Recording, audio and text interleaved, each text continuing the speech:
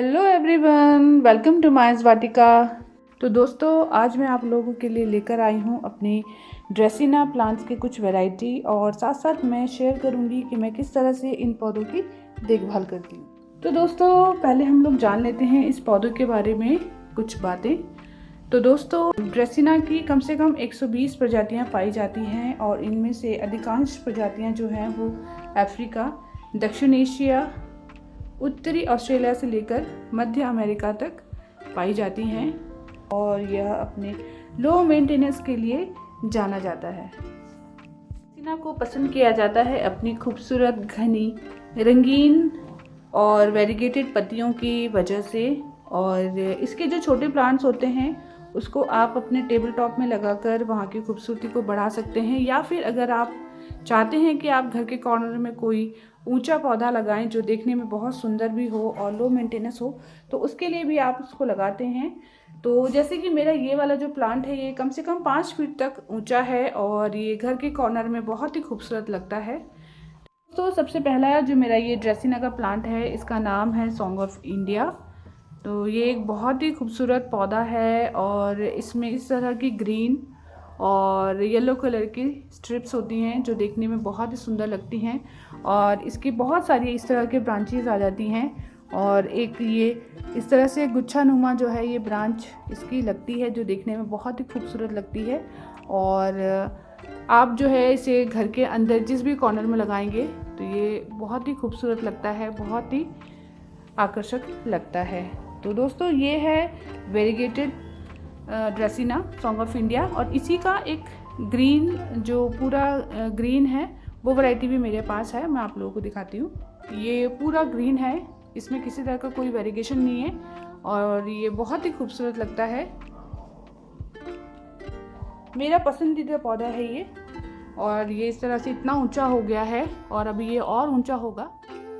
अब देख लेते हैं कि ये बहुत ही खूबसूरत ड्रेसिना, इसका नाम है ड्रेसिना महात्मा और इसकी खूबसूरत पिंक और डार्क कलर की जो ये ग्रीन कलर की पत्तियां हैं, इसका बहुत ही प्यारा कॉम्बिनेशन लगता है मुझे। और आप इस तरह से ये रंगीन पत्तियों वाला जो ड्रेसिना है उसको लगाकर अपने गार्डन में कलर ऐड कर सकते हैं और ये ख़राब भी नहीं होता है। तो बहुत ही ज़्यादा खूबसूरत लगता है ये ड्रेसिना महात्मा। तो आप इसे अपने गार्डन में लगा के अपने गार्डन में कलर ऐड कर सकते हैं। तो दोस्तों, तीसरा जो हमारा ये ड्रेसिना की वैरायटी है इसका नाम है ड्रेसिना कॉम्पैक्टा और ये हम इसको जो है पाइनएप्पल ट्री भी कहते हैं क्योंकि ये पाइनएप्पल के शेप में होता है, इस वजह से इसको पाइनएप्पल ट्री भी कहा जाता है। ये अपनी खूबसूरत लश ग्रीन पत्तियों के लिए लगाया जाता है। बहुत ही खूबसूरत पत्तियां हैं इसकी और बहुत ही घनी पत्तियां हैं। तो अगर ये छोटा होता है प्लांट तो आप इसे अपने टेबल टॉप वगैरह में रख के सजा सकते हैं और ये एक लो मेंटेनेंस पौधा है तो आपके इंडोर में ये ऐसे ही ग्रीन बना रहता है। तो ये है हमारा तीसरे नंबर का पौधा।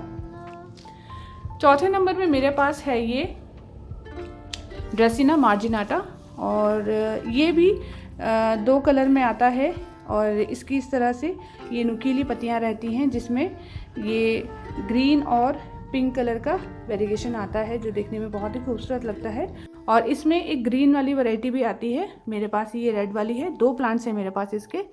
तो ये हमारा जो है ड्रेसिना मार्जिनाटा देखने में बहुत ही खूबसूरत लगता है और इंडोर आउटडोर दोनों जगह ये प्लांट रह लेता है। इसमें जो हमारा प्लांट है वो है ये ड्रेसिना विक्टोरिया जो अपनी खूबसूरत चौड़ी वेरीगेटेड पत्तियों के लिए लगाया जाता है और बहुत ही खूबसूरत पौधा है ये, बहुत ही खूबसूरत। मुझे तो ये इतना खूबसूरत लगता है ना, पूछिए मत। और ये जो पौधा है ये भी आप इंडोर आउटडोर दोनों जगह लगा सकते हैं, लेकिन अगर आप इंडोर छायादार जगह में लगाते हैं तो ये बहुत बढ़िया चलता है क्योंकि अगर आप इसको थोड़ी अगर बाहर अगर रख देते हैं जहाँ पर सीधी धूप की रोशनी इसके ऊपर पड़ेगी तो जो इसकी पत्तियाँ हैं उसमें ब्राउन स्पॉट्स पड़ जाते हैं या फिर ये अपनी जो टिप है वहाँ से इस तरह से जलना शुरू हो जाएगा और फिर इसकी जो पत्तियों की खूबसूरती है वो ख़राब हो जाएगी। तो इस तरह से आप इसे इंडोर रखकर और बहुत ही खूबसूरत लगता है ये पौधा। आइए इनकी देखभाल के बारे में थोड़ी सी बात कर लेते हैं। तो दोस्तों, जिस तरह से आप लोगों को मैंने स्टार्टिंग में ही बताया था कि ये एक लो मेंटेनेंस प्लांट है, तो आप जो है इनको घर के अंदर और बाहर दोनों जगह बहुत ही आसानी से रख सकते हैं। बाहर बस आपको सिर्फ इतना ध्यान देना है कि आप जहाँ भी इस पौधे को लगाएं वहाँ पर इसके ऊपर शेड हो, और इस पौधे को अगर आप घर के अंदर लगाते हैं तो वहाँ पर थोड़ी सी ब्राइट लाइट आती हो। वैसे तो ये जो पौधा है ये लो लाइट में भी बहुत ही आसानी से रह लेता है, लेकिन मैं अपनी जो पौधे हैं उनको घर के बाहर और अंदर दोनों जगह बदलती रहती हूँ, ताकि इनको उचित प्रकाश भी मिलता रहे और इनकी वजह से मेरे घर की जो शोभा है वो भी बढ़ती रहे। तो दोस्तों, बात कर लेते हैं कि इन पौधों को पानी कैसे देना है। तो दोस्तों, ये जो पौधे हैं इन पौधों को बहुत ज़्यादा पानी की ज़रूरत नहीं होती है, लेकिन हाँ, इनकी जो मिट्टी है, इन पौधों की जो मिट्टी है उसमें आपको नमी बनाए रखना है। लेकिन अगर आप कभी कभार पानी देना इन पौधों में भूल जाते हैं तो भी ये पौधे जो हैं आसानी से रह लेते हैं, कोई एकदम से ख़राब नहीं होते हैं। जैसे कुछ पौधे होते हैं ना कि अगर आप 1 या 2 दिन पानी देना भूल गए तो वो पौधे मर जाते हैं, लेकिन ऐसा इन पौधों में नहीं है। इन पौधों में अगर आप 1 या 2 दिन पानी देना भूल भी गए हैं तो कोई बात नहीं, ये पौधे जो हैं आसानी से रह लेते हैं। ये तो हो गई पानी की बात। अब बात कर लेते हैं कि हमें इनमें किस तरह की खाद देना है। तो दोस्तों, आप इनमें कोई सा भी खाद डाल सकते हैं। आप गोबर की खाद वो भी इसमें इस पौधे में डाल सकते हैं, या फिर वर्मी कंपोस्ट है, या फिर NPK 19-19 भी आप डाल सकते हैं इस पौधे में। आप एप्सम सॉल्ट भी डाल सकते हैं, और साल में 2 बार अगर आप इन पौधों को खाद दे देते हैं तो बहुत है, और अगर नहीं भी तो साल में 1 बार फरवरी में अगर आप खाद देते हैं तो भी इन पौधों के लिए बहुत है। बहुत ज़्यादा कोई खाद की ज़रूरत इन पौधों को नहीं होती है। तो दोस्तों, अब बात कर लेते हैं कि इन पौधों की मिट्टी कैसे तैयार करें। तो बहुत ही सिंपल है, सभी पौधों की तरह इन पौधों की मिट्टी को बनाना भी। तो उसके लिए आप 1 भाग गार्डन सॉइल, 1 भाग कोकोपीट, 1 भाग कोई भी खाद आप ले सकते हैं, और अगर थोड़ी सी रेत मिला लें तो बहुत ही बढ़िया रहेगी।